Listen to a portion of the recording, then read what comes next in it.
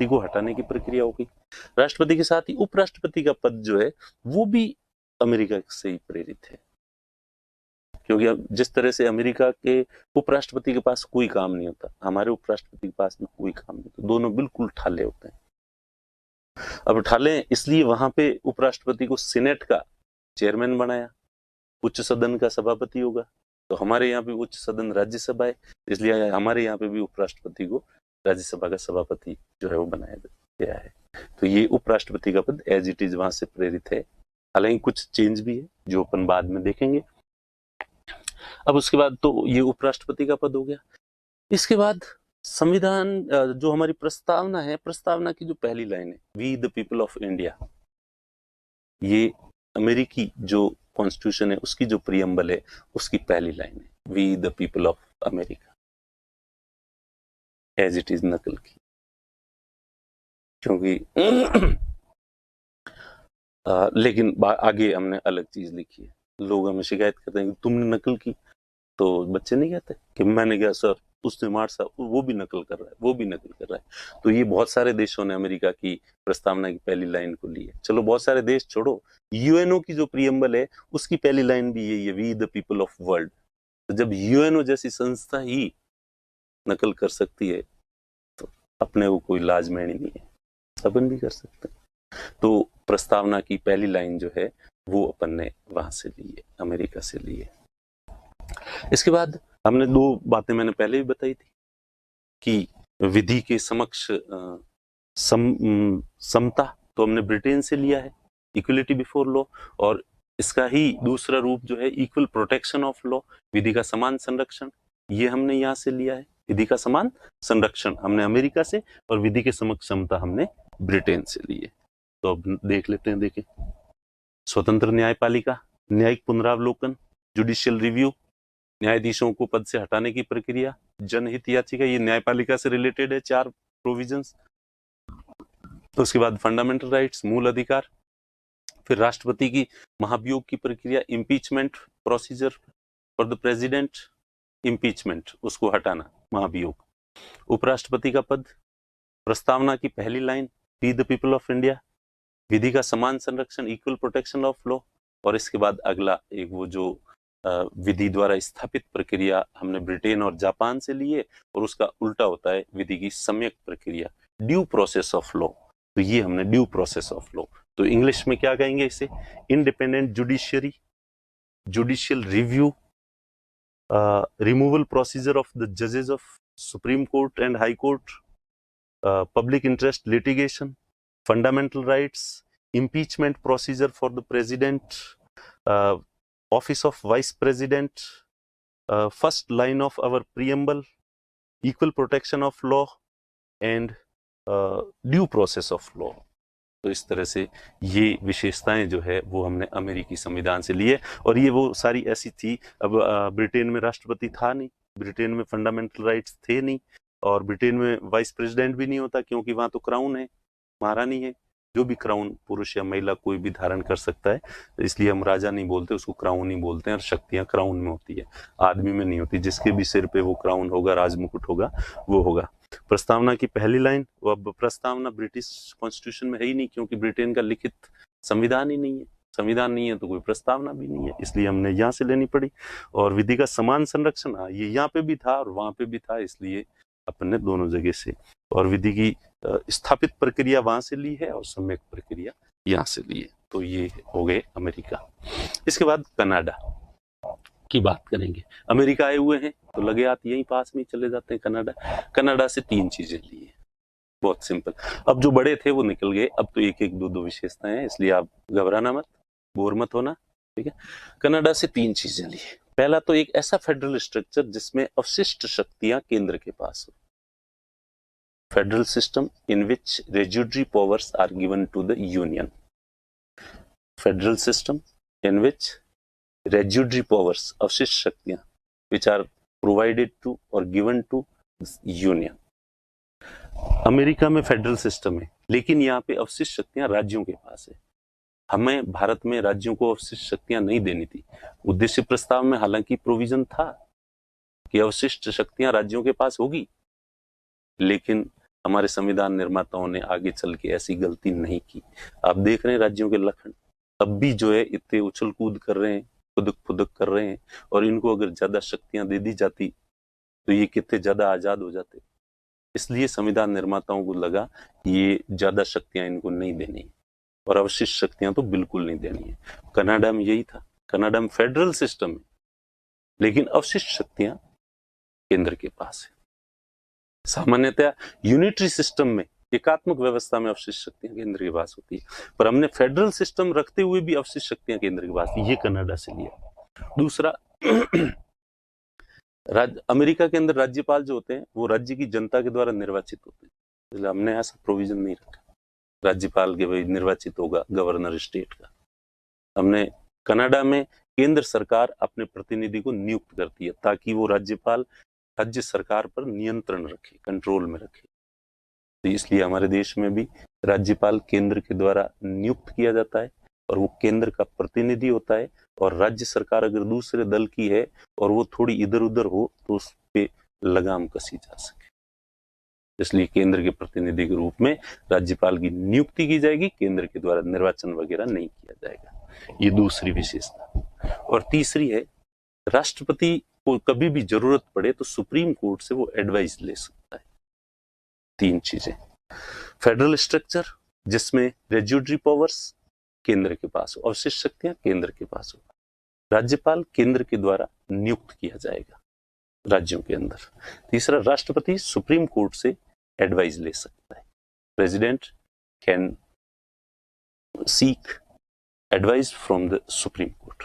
अब supreme court कुछ मामलों में बाध्य है सलाह देने के लिए, पर अधिकांश मामलों में सलाह देने के लिए बाध्य नहीं है, और प्रेसिडेंट भी सुप्रीम कोर्ट की जो एडवाइस है उसको मानने के लिए बिल्कुल ही बाध्य नहीं है। तो ये तीन चीजें थी, देख लेते हैं। देखिए, पहला है परिसंघीय व्यवस्था जिसमें अवशिष्ट शक्तियां केंद्र में निहित हो, federal structure in which residuary powers are given to union, केंद्र के द्वारा राज्यों में राज्यपाल की नियुक्ति, governor should be appointed by the union in the states, president can seek advice from supreme court, उच्चतम न्यायालय का परामर्शी न्याय निर्णय, राष्ट्रपति उच्चतम न्यायालय से परामर्श ले सकता है। तीन चीजें कनाडा से ली। अब कनाडा आए हुए हैं तो चलते हैं अगले कनाडा से, या आयरलैंड ये पास में ही है, यहाँ आयरलैंड आ जाते हैं, ब्रिटेन के पास ही छोटा सा आयरलैंड है। यहाँ से भी तीन चीजें हैं। एक बात तो आप बचपन से पढ़ते आ रहे हैं इसलिए उसको ज्यादा बताने की जरूरत नहीं है, सोचो देखें याद आ जाएगा आयरलैंड से क्या लिया, बचपन से रटते आ रहे हो, नीति निदेशक तत्व, ये याद ही है। DPSP, directive principles of state policy, DPSP जो है वो हमने आयरलैंड से लिया है। एक तो ये लिया है, एक वैसे अभी आपको पता नहीं होगा, बाकी हमारी जो राज्यसभा है इसमें ज्यादातर सदस्य तो निर्वाचित होते हैं, जिन्हें हमारे विधानसभा के एमएलए निर्वाचित करके भेजते हैं, हम नहीं वोट करते, हम लोकसभा के सदस्यों को वोट करते हैं। लेकिन राष्ट्रपति 12 सदस्यों को मनोनीत कर सकता है। President can nominate 12 members in Rajya Sabha, president can nominate 12 members इन राज्यसभा। जैसे आपने सचिन तेंदुलकर का नाम सुना होगा, उसको नॉमिनेट किया गया था राष्ट्रपति के द्वारा, हालांकि वो निकम्मा 6 साल कार्यकाल था, केवल 2 बार गया था राज्यसभा में। फिर ऐसे लोगों को क्यों नॉमिनेट किया जाता है, और ये खुद एक्सेप्ट भी क्यों कर लेते हैं, और जिसमें महान कहलाने के लिए कि मुझे जितनी भी सैलरी मिली है वो गरीबों के कल्याण के लिए दे रहा हूँ। अरे निकम्मे, पहली बात तो तूने सैलरी ली किस बात की जब तू गया ही नहीं है, तो इसलिए वो तेरी सैलरी है नहीं और उसका क्रेडिट लेने की तुझे जरूरत नहीं। सॉरी खैर, आप में से कई लोग सचिन के फैन होंगे और वो नाराज हो जाएंगे, इसलिए, पर ये सत्य घटना पर आधारित है, ऐसा हुआ था। और कई सालों बाद पहली बार ही गया था, और उस दिन वो खड़ा हुआ था बोलने के लिए, और उसको बोलने नहीं दिया। दूसरे दिन मीडिया ने लिखा था कि सचिन पहली बार तो आए थे और उनको भी बोलने नहीं दिया। क्यों भाई, पहली बार आया, निकम्मा आया क्यों पहली बार इतने सालों में। चलो खैर, सॉरी सचिन के जो फैंस हैं उनसे। तो ये इससे याद रखना, ये सचिन का जो नॉमिनेशन है ना, ये प्रेरित है आयरलैंड से। ऐसा प्रोविजन कहाँ से आया है, आयरलैंड से। आयरलैंड में इसी तरह से अपर हाउस में वहां का जो प्रेसिडेंट है वो नॉमिनेट करता है, तो ये हमने वहां से लिया है। और एक मैं पहले बता चुका हूँ आयरलैंड वाला, सोचो देखिए अभी थोड़ी देर पहले ही बताया था। डीपीएसपी के अलावा, नीति निर्देशक तत्वों के अलावा तीसरी बात बता चुका हूं, आपको याद नहीं आएगा। राष्ट्रपति के बारे में कुछ बताया था। राष्ट्रपति के बारे में मैंने बताया था कि राष्ट्रपति को हटाने की प्रक्रिया अमेरिका से ली है, जबकि निर्वाचित यहाँ से किया जाता है। यहाँ से निर्वाचित होके राष्ट्रपति अगर हमारा आयरलैंड से अब अमेरिका चला जाएगा तो यहाँ हट जाएगा। तीन चीजें कर, नीति निर्देशक तत्व, राज्यसभा में 12 सदस्यों का मनोनयन और राष्ट्रपति का इलेक्शन। हटाएगा अमेरिका, इलेक्शन आयरलैंड में होगा हमारा राष्ट्र, ध्यान रखना। तो ये तीन चीजें जो है आयरलैंड से, DPSP directive principles of state policy, president का election, method of election, manner of election of president and nomination of 12 members in, ये थोड़ी टीपीटी गलत बन गई, 12 सदस्यों का योगदान नहीं, मनोनयन, इसको आप मनोनयन पढ़े, नॉमिनेशन पढ़े। तो ये आयरलैंड से। अब आयरलैंड से आगे अपन सीधे यहां से आएंगे दक्षिण अफ्रीका। एक बात आपको बताऊं मैं कि जो भी महत्वपूर्ण प्रोविजन लिए हैं ना हमने, या तो ब्रिटेन से लिए या ब्रिटेन के जो उपनिवेश थे, कॉलोनीज थी। ऑस्ट्रेलिया ब्रिटेन की उपनिवेश था, कॉलोनी था। दक्षिण अफ्रीका ब्रिटेन का उपनिवेश, कॉलोनी। आयरलैंड ब्रिटेन का उपनिवेश था, कॉलोनी। कनाडा ब्रिटेन का उपनिवेश था, कॉलोनी। अमेरिका ब्रिटेन का उपनिवेश था, कॉलोनी। अब इसके अलावा फ्रांस, जर्मनी, रूस, जापान, इनसे तो लिए ही क्या, आप देखोगे आगे एक एक दो दो, और वो भी ये प्रतीकात्मक रूप से होगा। तो अब आप आ जाते हैं साउथ अफ्रीका, ठीक है, मेरे ख्याल से साउथ अफ्रीका वाला ही होगा। हाँ, तो साउथ अफ्रीका जो है, यहां से हमने दो ही चीजें ली है।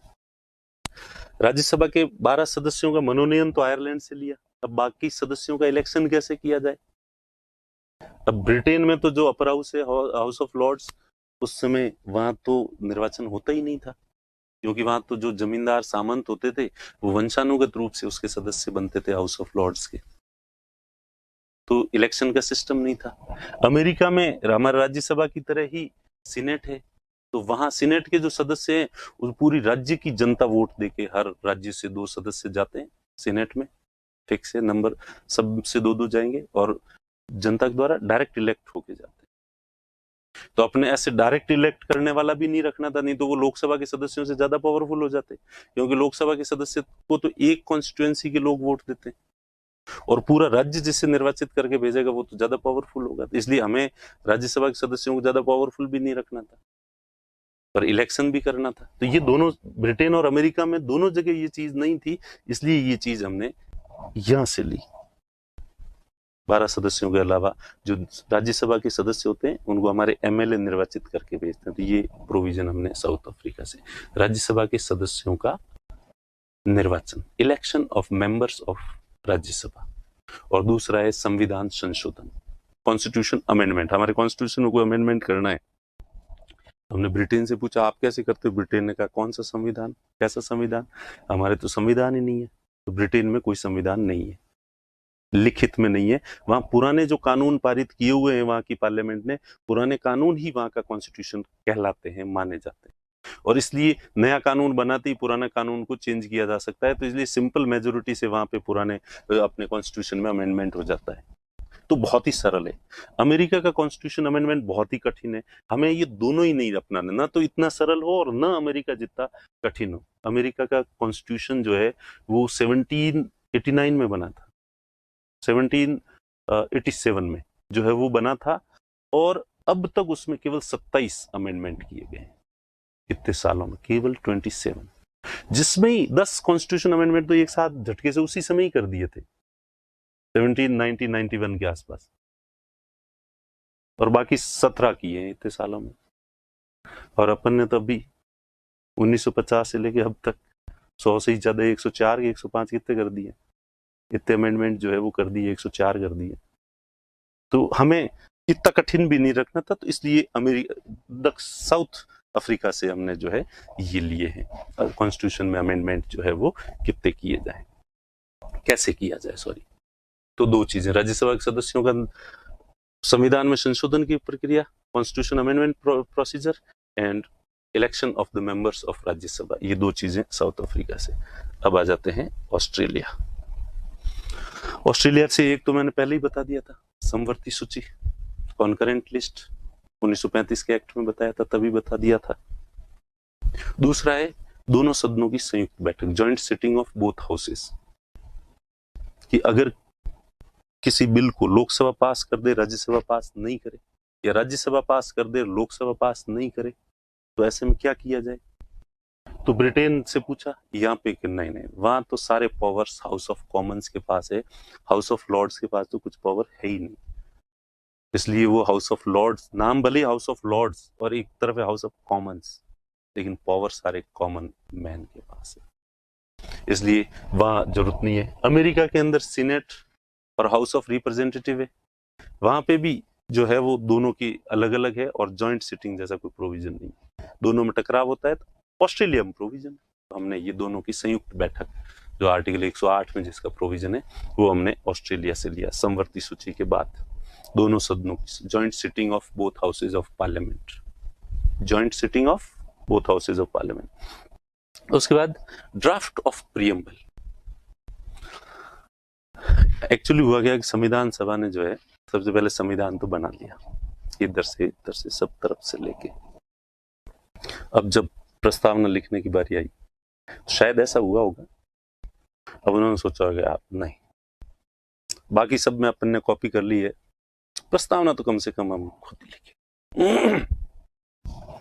फिर जो बच्चा होता है ना, आंसर लिखने बैठता है, सोचता रहता है क्या लिखूं क्या लिखूं, उसे जब कुछ नहीं आता तो मार साहब एक हिंट दे दो बस, फिर मैं लिख दूं।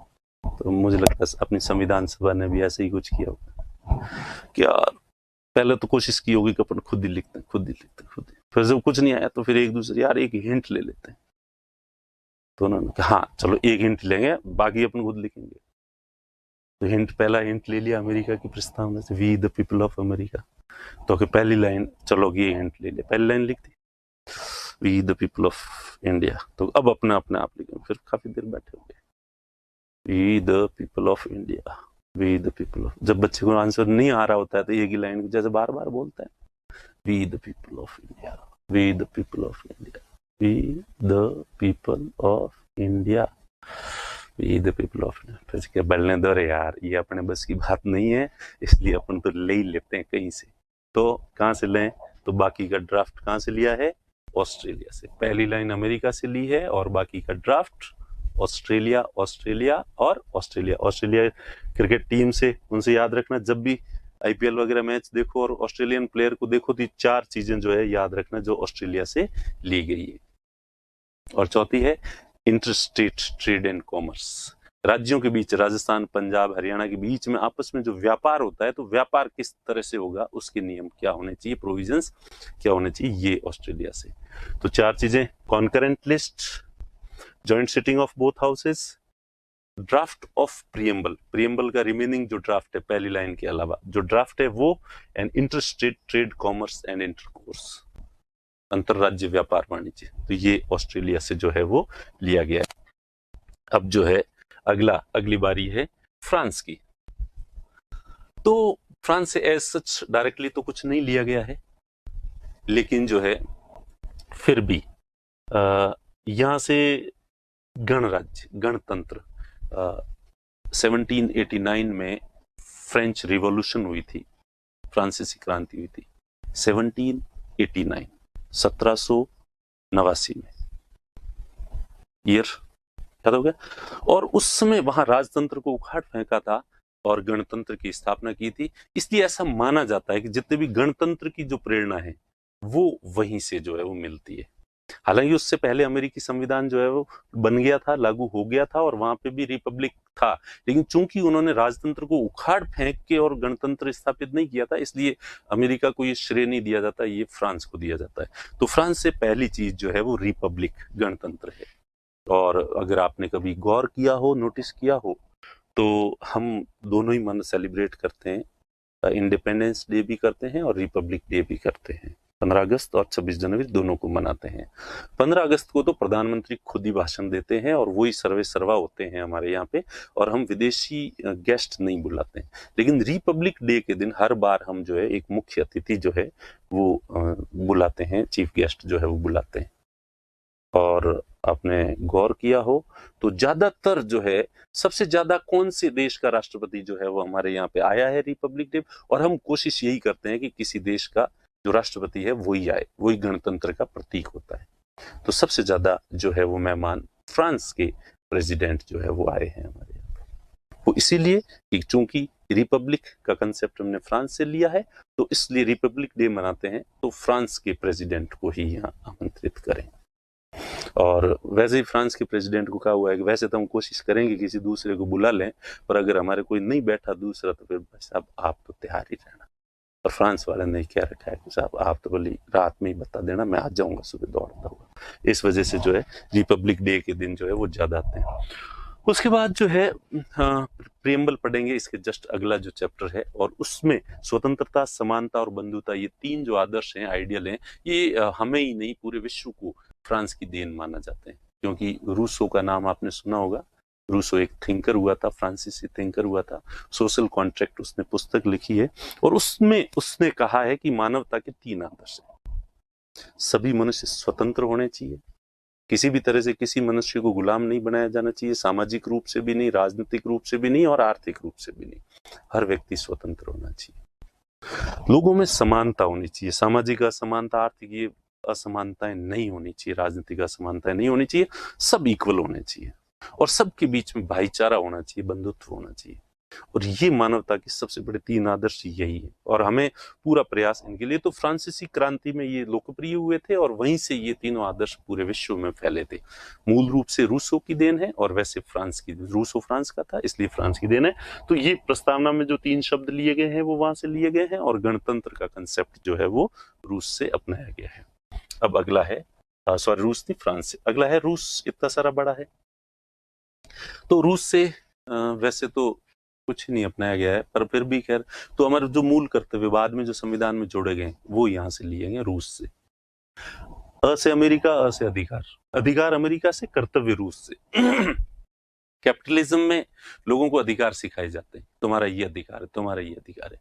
और कम्युनिज्म में कर्तव्य सिखाए जाते हैं। कम्युनिज्म में क्या है कि राज्य कहता है कि कोई कितनी मेहनत करो भले ही, मिलेगा तो सबको बराबर, जो आय का वितरण है वो इक्वल होगा। एक आदमी 10 घंटे मेहनत कर रहा है, एक आदमी 2 घंटे कर रहा है, लेकिन पैसे दोनों को बराबर मिलेंगे। एक स्मार्ट वर्क कर रहा है, एक डफर की तरह काम कर रहा है, लेकिन पैसे सबको बराबर मिलेंगे। ये साम्यवाद का आदर्श होता है। तो अब जब ऐसा होगा तो भला कौन आदमी 10 घंटे मेहनत करना चाहेगा, कौन आदमी ज्यादा स्मार्ट तरीके से करना चाहेगा? हर आदमी लापरवाही से और नहीं करना चाहेगा, और सामान्य नहीं करते हैं। इसलिए साम्यवादी या समाजवादी देशों का बट्टा बैठ जाता है। इसलिए आप पूरी दुनिया में देख लेना, गरीबी वही है जहां समाजवाद का कीड़ा है, और जहां विशुद्ध रूप से कैपिटलिज्म है, दुनिया में एक भी देश जो है वो गरीब नहीं मिलेगा, सारे अमीर मिलेंगे। और जिस देश में समाजवाद या साम्यवाद का कीड़ा है, आपको एक भी देश डेवलप कंट्री नहीं मिलेगा। पर पता नहीं हमारे देश के लोगों को ये बात समझ भी नहीं आती, और हर कोई समाजवादी पार्टी, जन समाजवादी पार्टी, समाजवाद समाजवाद, लोहिया, जयप्रकाश नारायण चिल्लाते रहते हैं लोग बेवकूफों की तरह। तो अब जब ऐसी स्थिति होगी, कोई काम नहीं करेगा, तो फिर लोगों को उनके कर्तव्य याद दिलाने पड़ेंगे। अरे भाई देखो, तुम्हारा कर्तव्य बनता है कि ये करो, कर्तव्य बनता है ये करो, कर्तव्य बनता है ये करो। तो इसलिए रूस में ये कल्चर बहुत फेमस हुई थी, क्योंकि लोग काम नहीं करते थे, और उनको हर दफ्तर में, हर जगह, बसों के अंदर, ट्रेनों के अंदर लोगों के कर्तव्य लिखे हुए थे कि देखो राज्य आपके लिए इतना कर रहा है, आप भी कुछ तो करो, कुछ तो करो। कर्तव्य का कंसेप्ट कहाँ से लिया गया है? रूस से। और दूसरा है कि प्रस्तावना में जो पहले उद्देश्य प्रस्ताव में भी अपन ने पढ़ा था, ऑब्जेक्टिव रिजोल्यूशन में भी पढ़ा था, 3 तरह का न्याय, सामाजिक, आर्थिक और राजनीतिक, social, economic and political justice. तो ये न्याय न्याय न्याय, जनता में न्याय होना चाहिए, ये समाजवाद ज्यादा चिल्लाता रहता है। तो इसलिए अगला जो है ये प्रस्तावना, न्याय का जो कंसेप्ट है, आदर्श है, सामाजिक, आर्थिक, राजनीतिक, तो ये भी हमने रूस से जो है वो लिया है। और एक ये कॉन्स्टिट्यूशन से इसका रिलेशन नहीं है, प्लानिंग। ये जो पंचवर्षीय योजनाएं पहले जो बनती थी, और योजना आयोग जो था, तो ये योजना आयोग और पंचवर्षीय योजनाओं का जो कंसेप्ट है, ये समाजवाद की विशेषता है। ये बहुत बार पूछा जाता है, हर कॉम्पिटिटिव एग्जाम में पूछा जाता है कि समाजवाद की विशेषता क्या है, प्लानिंग, आयोजन। तो ये रूस में 7 वर्षीय योजनाएं बनती थी, 7 ईयर प्लान वहां होता था, इसलिए अपन ने पंचवर्षीय योजनाएं, 5 ईयर प्लान जो है वो अपनाया था। तो ये आयोजन, प्लानिंग, ये पॉलिटी से इतना इसका संबंध नहीं है, लेकिन वैसे जो है वो कॉन्स्टिट्यूशन से संबंध नहीं है, पर वैसे एक है, सामान्यतः पूछा जाता है कि ये आयोजन किसकी विशेषता है, तो ये समाजवाद या साम्यवाद की विशेषता है। अमेरिका में कोई प्लानिंग नहीं होती, क्योंकि गवर्नमेंट के हाथ में ज्यादा बजट होता ही नहीं है, इसलिए गवर्नमेंट क्या प्लान करे, क्योंकि वहां सब कुछ प्राइवेट होता है, सारी चीजें प्राइवेट कंपनियों के पास ही होती है। तो 3 चीजें, मूल कर्तव्य, न्याय और प्लानिंग, आयोजन।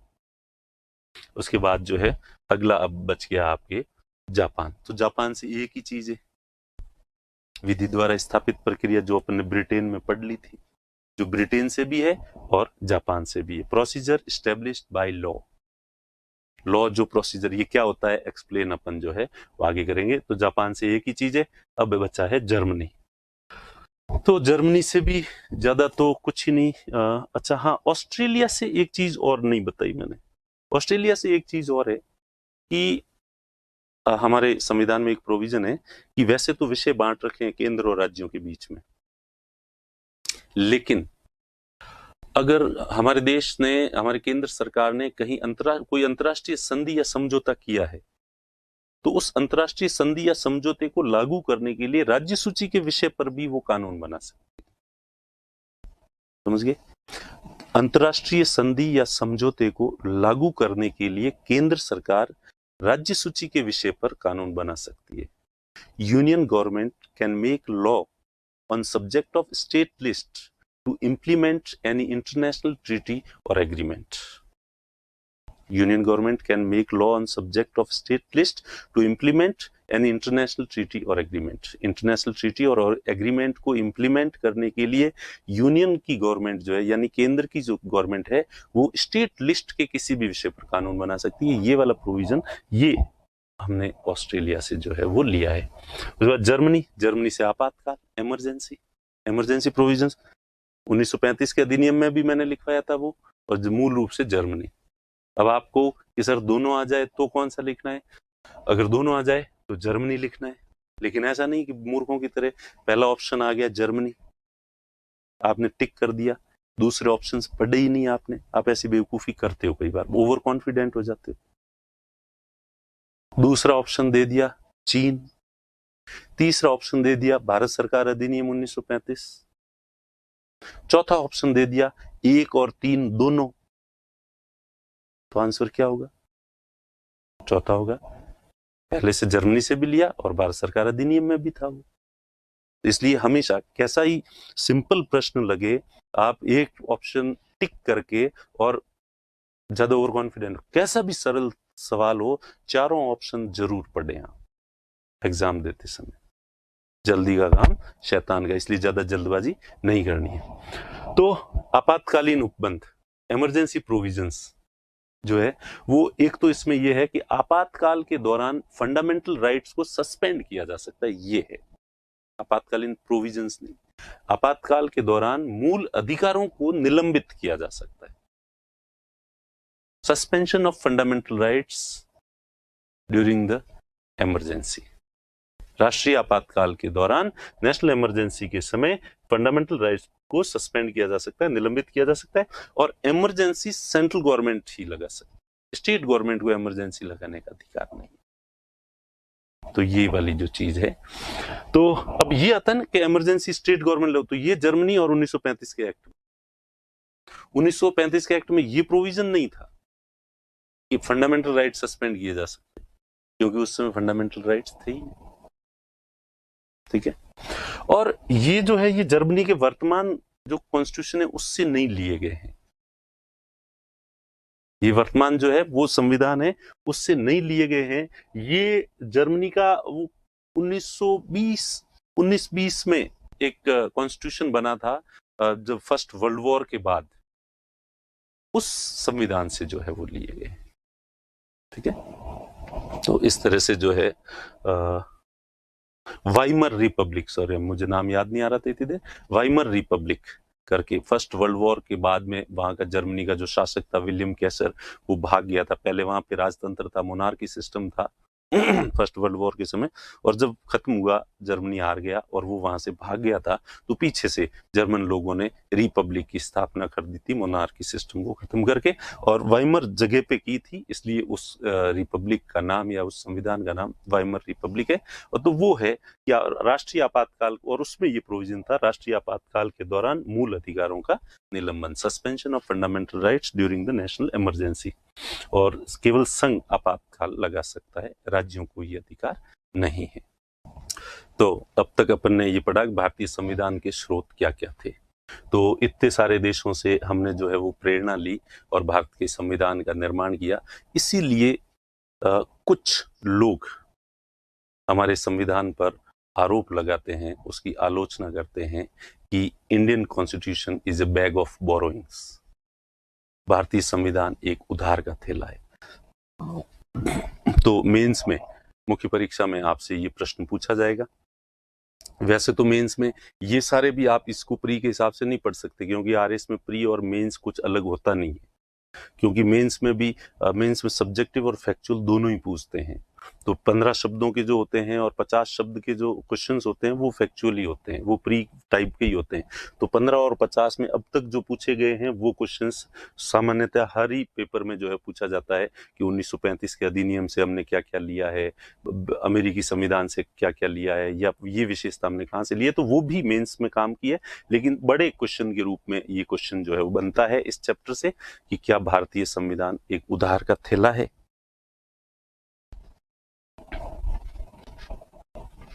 क्या भारतीय संविधान एक उधार का थैला है? Is Indian constitution bag of borrowings? तो एक बार आप खुद सोचना और खुद आंसर लिखने की कोशिश करना, और आंसर लिखने के बाद अपनी मर्जी से सोचना, बता दिए सोर्स, बता दिए स्थिति आपको पता है पूरी, और उसके बाद आप आंसर लिखने की कोशिश करना, और आंसर लिखने के बाद आगे की वीडियो को देखना, जिसमें मैं आपको ये समझाऊंगा कि इसका आंसर जो है वो कैसे लिखना है। तो जब ये आलोचना की जाती है कि क्या भारतीय संविधान एक उधार का थैला है, तो स्वाभाविक रूप से हमारी संविधान सभा ने लगभग, या कहें कि प्रारूप समिति ने, ड्राफ्ट कमेटी ने लगभग 60 देशों के संविधानों का अध्ययन किया था, और उनके जो अच्छे प्रोविजंस थे उनको लेके भारतीय संविधान का निर्माण किया था। और ये हम स्वीकार भी करते हैं सबके सामने खुलेआम, ऐसे भी नहीं हमने कोई चोरी छुपे लिए थे। तो इसलिए लोग ये आलोचना करते हैं कि आपने तो इधर उधर से उधार लिया है, तुम्हारा खुद का क्या है। तो जब इस तरह की आलोचना सबसे पहले डॉक्टर बी.आर. अंबेडकर साहब के सामने की गई, तो उन्होंने कहा कि संवैधानिक मूल्य जो है वो किसी की बपौती नहीं है, इन पे किसी का राइट नहीं है कि वो कोई किधर से नहीं ले सकता। इसलिए कोई भी कहीं से भी कॉन्स्टिट्यूशनल जो वैल्यूज है, प्रिंसिपल्स हैं, वो कहीं से भी कोई भी ले सकता है। पहला तो ये।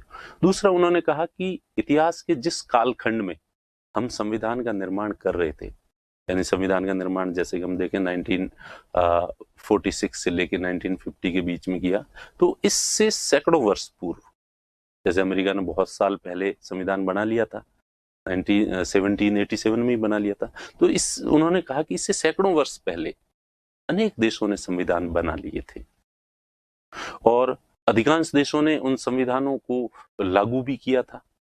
तो संविधान को सब इतने सारे कॉन्स्टिट्यूशंस थे, उनको लागू करने के उनके एक्सपीरियंस थे, अनुभव थे, कई मामलों में वो असफल हुए थे, कई मामलों में सफल हुए थे।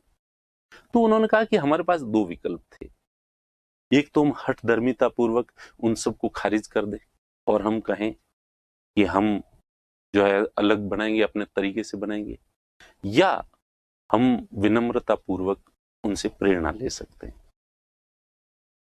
और इसलिए हमने जो है वो दूसरे विकल्प को चुना।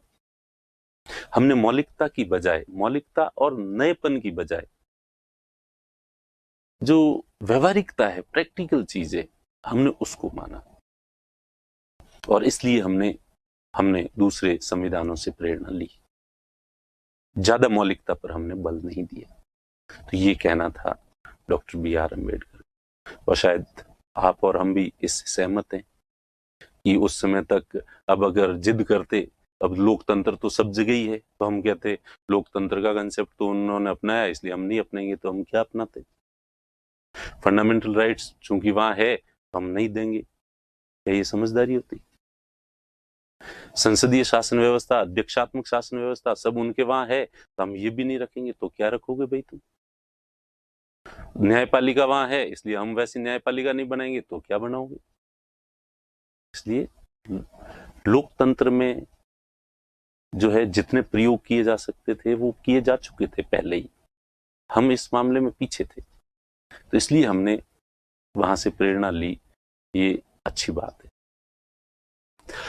लेकिन इसमें खास बात यह है कि हमने किसी चीज का वो ब्लाइंडली फॉलो नहीं किया, अंधानुकरण नहीं किया।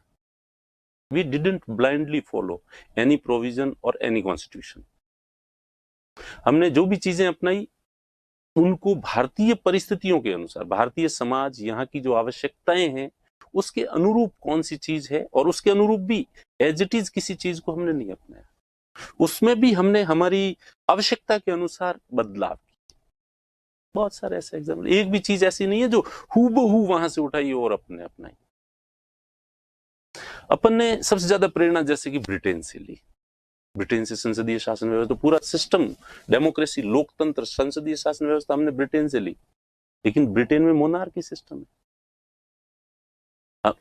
राजतंत्रात्मक व्यवस्था है, हमने राजतंत्र वहां से नहीं लिया। संसद में द्विसदनीय व्यवस्था, बाइकैमरल सिस्टम हमने ब्रिटेन से ही लिया, वहां पे एक उच्च सदन है, एक निम्न सदन है, House of Lords, House of Commons. और जिस तरह से वहां की मंत्रिपरिषद हाउस ऑफ कॉमन्स के प्रति रेस्पॉन्सिबल होती है, वैसे हमारी मंत्रिपरिषद हाउस ऑफ कॉमन्स यानी लोकसभा के प्रति उत्तरदायी होती है। एज इट इज संसदीय शासन व्यवस्था ली हमने वहां से, लेकिन हमने उनकी हाउस ऑफ लॉर्ड्स को नहीं लिया। हमने राज्यसभा, हमारी राज्यसभा अलग है, हमारी राज्यसभा का गठन अलग तरीके से होता है लॉर्ड्स, हाउस ऑफ लॉर्ड्स की तुलना में। हमारी राज्यसभा की शक्तियां अलग है उनसे, तो हमारे राज्यसभा की जो गठन, शक्तियां और ओवरऑल राज्यसभा के हमारी कंसेप्ट देखें, इस तरह का सदन और कहीं पे भी नहीं है, ये मौलिकता है हमें। इसी तरह से रिपब्लिक, गणतंत्र, ये चीज हमने फ्रांस से लिया है कि हम रिपब्लिक होंगे, जिसमें रिपब्लिक, गणतंत्र जो है हेड ऑफ नेशन की बात कर रहा है। हेड ऑफ नेशन फ्रांस में राष्ट्रपति, हमारे यहाँ पे भी राष्ट्रपति हेड ऑफ नेशन, और वो वंशानुगत नहीं है। लेकिन अब दोनों राष्ट्रपति का कंपैरिजन करेंगे तो फ्रांस के राष्ट्रपति के पास बहुत ज्यादा शक्तियां होती है, हमारे राष्ट्रपति की शक्तियां अलग होती है। फ्रांस के राष्ट्रपति का निर्वाचन अलग तरीके से होता है, हमारे राष्ट्रपति का निर्वाचन अलग तरीके से होता है। तो रिपब्लिक का जो हेड है वो दोनों जगह अलग अलग है। फिर हम कहते हैं कि चलो आपने राष्ट्रपति को निर्वाचन वहां से ले लिया और हटाने की प्रक्रिया यहाँ से ले ली। आयरलैंड से निर्वाचन की प्रक्रिया ली, लेकिन एज इट इज नहीं ली, उसमें भी हमने हमारे तरीके से बदलाव किए। हटाने की प्रक्रिया, इंपीचमेंट, महाभियोग की प्रक्रिया अमेरिका से ली है, लेकिन वो भी एज इट इज नहीं है, वो भी, उसमें भी अलग प्रोविजंस है। अमेरिका के राष्ट्रपति को अनेक कारणों से हटाया जा सकता है, लेकिन भारत के राष्ट्रपति को केवल एक कारण से हटाया जा सकता है, एनक्रोचमेंट ऑफ द कॉन्स्टिट्यूशन। संविधान का अतिक्रमण अगर करता है राष्ट्रपति, संविधान को नहीं मानता है, तो ही हटाया जा सकता है। जबकि अमेरिका में अगर कोई राष्ट्रपति जघन्य अपराध कर दे, देशद्रोह कर दे, या ऐसे बहुत सारे कारण हैं जिसकी वजह से हटाया जाता है, तो हटाने के कारणों का अंतर है। हमारे राष्ट्रपति को हटाने के लिए जो इम्पीचमेंट, महाभियोग की प्रक्रिया शुरू की जाती है, वो किसी भी सदन में शुरू की जा सकती है, लेकिन अमेरिकी राष्ट्रपति को हटाने की प्रक्रिया हाउस ऑफ रिप्रेजेंटेटिव से ही शुरू की जा सकती है। तो बहुत सारे चेंजेस हैं, इसलिए हम ये नहीं कह सकते कि हमने एज इट इज अपनाया। अब उपराष्ट्रपति का पद हमने कहा कि अमेरिका से लिया आपने, लेकिन आप उपराष्ट्रपति के देखें, हमारे, उनके उपराष्ट्रपति की तुलना हमारे उपराष्ट्रपति के निर्वाचन की प्रक्रिया बिल्कुल अलग है। उनके उपराष्ट्रपति का चुनाव राष्ट्रपति के साथ ही होता है, और जिस पार्टी का राष्ट्रपति निर्वाचित होगा उसके साथ ही उपराष्ट्रपति निर्वाचित होगा, जबकि हमारा राष्ट्रपति और उपराष्ट्रपति दोनों की चुनाव की प्रक्रिया बिल्कुल अलग है और अलग अलग टाइम पे होती है। और अमेरिका का उपराष्ट्रपति जो है, राष्ट्रपति के बीच में डेथ हो जाए तो वहां का उपराष्ट्रपति उसके पूरे कार्यकाल को पूरा करेगा, रिमेनिंग कार्यकाल को। अगर 3 साल बचा हुआ है, 3 साल उपराष्ट्रपति राष्ट्रपति के पद पर रहेगा। लेकिन हमारे यहाँ ऐसा नहीं है। हमारे यहाँ तो जब तक नया राष्ट्रपति का निर्वाचन नहीं होता है तब तक वो उस पर रहेगा। फेडरल सिस्टम है, तो फेडरल में केंद्र राज्यों के जो संबंध है, वो हमारा फेडरल सिस्टम न तो पूरी तरह से अमेरिका की तरह है, न पूरी तरह से कनाडा की तरह है। ये भी बहुत दूसरे आयाम जो है वो इसमें दिए गए हैं। तो इस तरह से ऐसी अनेक बातें हैं जो ये प्रूव करती है कि हमारे संविधान निर्माताओं ने किसी भी देश के संविधान का या संविधान के भी किसी पर्टिकुलर प्रोविजन का अंधानुकरण नहीं किया है, उनसे प्रेरणा ली, प्रेरणा लेके, और हमने जो प्रोविजन बनाए हैं वो प्रोविजन अपने आप में मौलिक, बहुत सारी चीजें इसमें मौलिक हैं, ओरिजिनल हैं, इसलिए ये आलोचना उचित नहीं है। और फिर वैसे भी सभी देश एक दूसरे, सभी देश, सभी समाज और सभी संस्कृतियां एक दूसरे से प्रेरणा लेते आए हैं, और अच्छे कार्यों में एक दूसरे से प्रेरणा लेना कोई गलत नहीं है।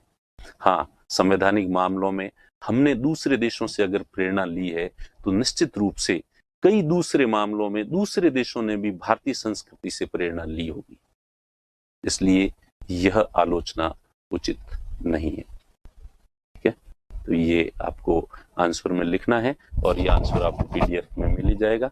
और मैं उम्मीद करता हूँ कि पहले आपने लिखा होगा, बाद में आप ये सुन रहे हैं। Okay, thank you. फिर मिलते हैं अगली क्लास में।